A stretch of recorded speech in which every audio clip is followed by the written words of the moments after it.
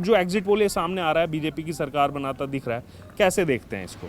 आपने बिल्कुल ठीक कहा। मैंने स्वयं इतने चुनाव देखे हैं और इतने प्रधानमंत्री देखे हैं, परंतु मोदी जी जैसा प्रधानमंत्री हमने नहीं देखा।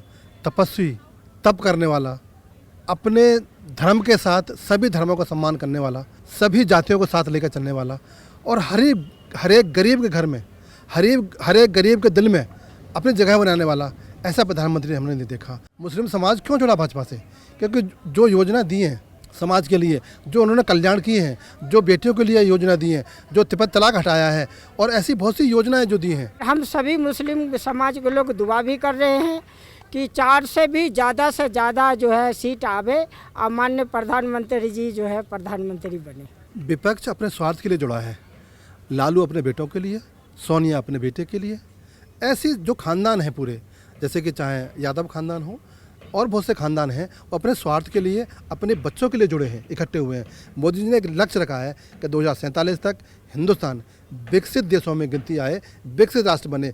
विपक्ष के पास में क्या है? ना चेहरा है, ना मुद्दे हैं और ना ही कोई दिशा है, ना दशा है। 4 जून को 2024 इतिहास लिखेगा और मोदी जी एक ऐसा लक्ष्य प्राप्त करेंगे जो देश में कोई नहीं कर पाएगा। नमस्कार, मैं हूं आपके साथ अर्जुन खजूरिया। आपका स्वागत है हमारे चैनल पर। आखिरकार 2.5 महीने के लंबे जो है चुनाव शेड्यूल के बाद अब एग्जिट पोल जो है वो सामने आ चुका है। आपको बता दें कि 19 अप्रैल को जो है पहले चरण का मतदान हुआ था और उसके बाद कुल 7 चरणों में 543 लोकसभा सीटों पर जो है मतदान हुआ है। और उसके बाद अब एग्जिट पोल जो सामने आया है, इसके मुताबिक आपको बता दें एक बार फिर से जो है बीजेपी लेड एनडीए यानी कि भारतीय जनता पार्टी लेड जो नेशनल डेमोक्रेटिक अलायंस है वो सरकार बनाता हुआ नजर आ रहा है। सबने अपने अपने दावे किए, अपनी अपनी बातें कही, लेकिन जनता का रुझान जिस तरफ जाता है, जिस दिन वोटिंग होती है, जनता जिस पर वोट देती है, कहीं ना कहीं वही सरकार बनाता है। और अब आइए बात करेंगे, हमारे साथ जो है पसमानदा मुस्लिम समाज के राष्ट्रीय अध्यक्ष एहसान खान हैं। क्योंकि इनसे सबसे पहले बात करना इसलिए ज़रूरी है क्योंकि इस चुनाव में अगर बात की जाए, जहाँ एक तरफ देखा गया कई सारे आरोप लगे बीजेपी पर कि पक्षपात करती है, आपस में लड़ाती है, तो वहीं दूसरी तरफ क्योंकि मैं भी खुद 3 महीने जो है ग्राउंड पर था, पहली बार मैंने ऐसा देखा कि बीजेपी की रैलीज में बढ़ चढ़कर मुस्लिम पहुंचे और केवल पुरुष ही नहीं, महिलाएं भी। तो अब जो एग्जिट पोल ये सामने आ रहा है, बीजेपी की सरकार बनाता दिख रहा है, कैसे देखते हैं इसको? बहुत बहुत धन्यवाद। आपने बिल्कुल ठीक कहा। मैंने स्वयं इतने चुनाव देखे हैं और इतने प्रधानमंत्री देखे हैं, परंतु मोदी जी जैसा प्रधानमंत्री हमने नहीं देखा। तपस्वी, तप करने वाला, अपने धर्म के साथ सभी धर्मों का सम्मान करने वाला, सभी जातियों को साथ लेकर चलने वाला और हर एक गरीब के घर में, हर एक गरीब के दिल में अपनी जगह बनाने वाला ऐसा प्रधानमंत्री हमने नहीं देखा। आपने 19 में देखा होगा, 19 को चुनाव हुआ तो केदारनाथ चले गए थे तप करने के लिए। अभी स्वामी विवेकानंद जी का जो तपोस्थान है, वहाँ जाकर तप किया है। और तपस्वी जो तप करता है तो अपने समाज के लिए, अपने देश के लिए, अपने सभी जातियों के लिए तप करता है। तो ऐसा प्रधानमंत्री नहीं देखा मैंने कि चुनाव के बाद में तप करने गया है, यानी कि हम प्रार्थना करने गया है कि मेरा देश कैसे सुरक्षित हो, मेरा देश कैसे सशक्त हो, मेरा देश कैसे समृद्ध बने। तो ये चुनाव और प्रधानमंत्री, ये एक अलग चुनाव देखे हमने और अलग प्रधानमंत्री देखा हमने। क्यों? मुस्लिम समाज क्यों जुड़ा भाजपा से? क्योंकि जो योजना दी हैं समाज के लिए, जो उन्होंने कल्याण किए हैं, जो बेटियों के लिए योजना दी हैं, जो तिब्बत तलाक हटाया है और ऐसी बहुत सी योजनाएं जो दी हैं, जो घर घर तक पहुंची हैं, जो कहीं ना कहीं मेरे समाज 2 रोटी कमाने के लिए परेशान होता था। उसके पास ना रहने के घर था, ना कमाने के लिए साधन था, ना रोजगार था, ना अन्न था। आज मोदी जी ने घर घर जाकर अन्न भी दिया है, जल भी दिया है, मकान भी दिया है और शौचालय भी दिए हैं और पढ़ाई की शिक्षा के माध्यम से मेरे समाज को आगे बढ़ाया है। एहसान जी, मैं ये आंकड़ों पर थोड़ा आना चाहूँगा कि अभी जो कुछ एग्जिट पोल सामने आ रहे हैं उसके मुताबिक बीजेपी अपने हाईएस्ट टोटल पर जा रही है पहली बार। अब तक इनका हाईएस्ट 303 रहा है, इससे पहले 282 था 2014 में, 2019 में 303 हुआ। अब उससे भी आगे इसको फाइनल रिजल्ट तो 4 जून को देखने को मिलेगा, लेकिन एग्जिट पोल के मुताबिक ये अब 303 को भी क्रॉस करते हुए नजर आ रहे हैं। बिल्कुल ठीक कहा। देश के जनमानस ने और खासकर मेरे समाज की बहन बेटियों ने मन बनाकर और एक तरफा वोट किया है मोदी जी के पक्ष में।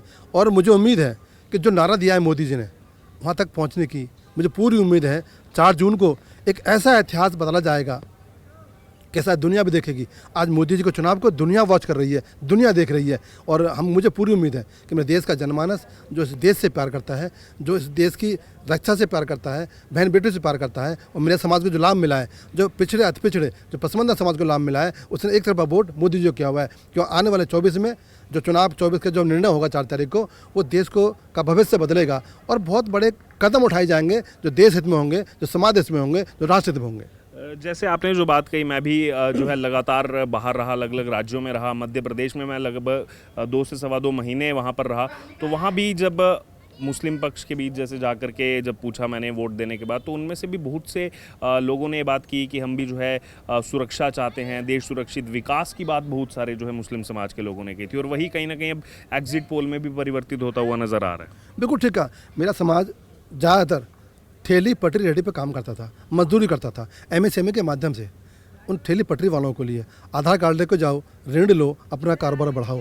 आज मोदी जी ने ऐसा समाज बना दिया है कि आज हम रोज़गार देने के लिए हम तैयार हो गए हैं। हमारा समाज रोज़गार देने के लिए तैयार हो गया है। एक रोज़गार के साथ में एक व्यक्ति जुड़ता है। जब बड़ा कारोबार होता है, जब सरकार सहायता देती है, तो कहीं ना कहीं उस गरीब का विकास होता है और साथ में दूसरे का विकास होता है। तो आज मोदी जी ने जो योजना दी है, आज मेरा समाज पिछले 70 वर्षों में जो गुमनाम जिंदगी जीता था, आज कहीं ना कहीं 15-20% उस रेखा से ऊपर आ गया है। आज पैरों पर खड़ा होकर आज वो कारोबार भी कर रहा है और कारोबार दे भी रहा है।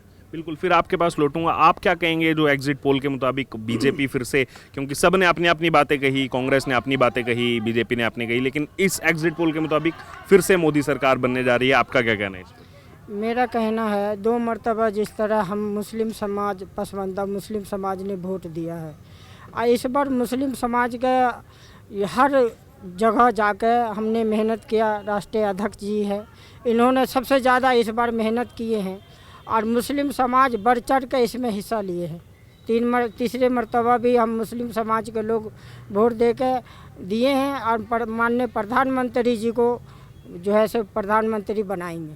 फिर से बनाएंगे तो फिर खुश से हैं? बनाएंगे। 4 तक का इंतजार करेंगे, क्या तैयारी है?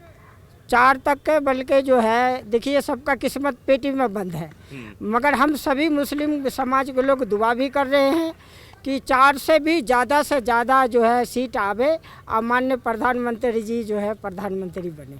खुशी इनके चेहरे पर नज़र आ रही है, क्योंकि अब चुनाव का इतना हेक्टिक शेड्यूल था वो भी ख़त्म हो चुका है। अब बस 2 से 3 दिन का इंतजार है। एग्जिट पोल का भी बहुत बेसब्री से इंतजार था, क्योंकि अब हर चरण के बाद एग्जिट पोल तो दिखा नहीं सकते, जो चेंज हुए हैं रूल्स अब फाइनल चरण के बाद दिखा सकते हैं। तो उसमें ये पॉजिटिव साइन देखते हैं, कैसे देखते हैं आगे? अब क्या लगता है आपको? देखो, हमारी समाज की बहन बेटियाँ, मैं बड़ा स्पष्ट कह दूं आपको, रात को दुआ कर रही हैं कि मोदी जी की सरकार जो लक्ष्य रखा है उसको पाले।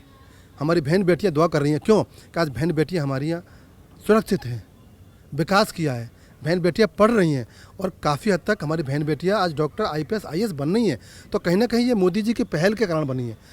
सरकार पहले भी थी, सरकार बाद में भी रहेंगी, परंतु जो पहल, जो जागरूकता आई है वो मोदी जी के नेतृत्व में आई है। निस्वार्थ सेवा की है उन्होंने, और एक ऐसा तप करने वाला व्यक्ति जिसने अपने देश को लिए तप किया है, समाज के लिए तप किया है, और तपस्वी कभी भी किसी का अहित नहीं कर सकता। वो उसके लिए सभी समाज, सभी वर्ग बराबर हैं, और इसीलिए मैं कहता हूँ कि ऐसा प्रधानमंत्री देश में ना था, ना है, ना रहेगा। विपक्ष आखिरकार कहाँ पीछे छूट गया? क्या लगता है आपको? भारत जोड़ो यात्रा, भारत न्याय यात्रा, तमाम कैंपेन सोशल मीडिया के चलाए, एकजुटता दिखाने का पूरा प्रयास किया, लेकिन एक एंगल हमने ये भी देखा कि दिल्ली में एक साथ हैं, अगले ही दिन पंजाब चले गए तो गाली दे रहे हैं एक दूसरे को। ऐसे राष्ट्रीय स्तर पर दिखाते हैं, साथ में बंगाल में एक दूसरे को कांग्रेस तृणमूल जो है गाली देती है। तो क्या ये भी एक कारण रहा है, और क्या कारण आपको लगते हैं कि विपक्ष जो है क्यों एकजुट नहीं हो पाया, क्यों वोट बैंक को साध नहीं पाया? विपक्ष अपने स्वार्थ के लिए जुड़ा है। लालू अपने बेटों के लिए, सोनिया अपने बेटे के लिए, ऐसी जो खानदान है पूरे, जैसे कि चाहे यादव खानदान हो और बहुत से खानदान हैं, वो अपने स्वार्थ के लिए, अपने बच्चों के लिए जुड़े हैं, इकट्ठे हुए हैं। केजरीवाल जी दिल्ली में तो लड़ते हैं कांग्रेस के साथ मिलकर, और पंजाब में अलग अलग है। तो इनके पास कोई दिशा नहीं है, कोई दशा नहीं है। ये केवल अपने स्वार्थ के लिए, अपने गद्दी बचाने के लिए, और कहीं ना कहीं ये अपने भ्रष्टाचार को छुपाने के लिए इकट्ठे हुए हैं। जो कल एक दूसरे कोसते थे, आज सब मिलकर मलाई खा रहे हैं। और मोदी जी ने इस देश की निस्वार्थ सेवा की है। ना तो उसने किसी धर्म को, ना किसी जाति को, ना किसी वर्ग को अलग किया, उसने सभी का साथ, सबका विकास किया है। और आज वो तपोभूमि में बैठे हुए हैं और जहाँ से विवेकानंद ने तप किया था, उस भूमि पर जाकर तप कर रहे हैं और ये प्रार्थना कर रहे हैं कि मेरा देश आने वाले 2047 तक विकसित राष्ट्र बने। और विपक्ष की बात को विजन नहीं है, मोदी जी ने एक लक्ष्य रखा है कि 2047 तक हिंदुस्तान विकसित देशों में गिनती आए, विकसित राष्ट्र बने।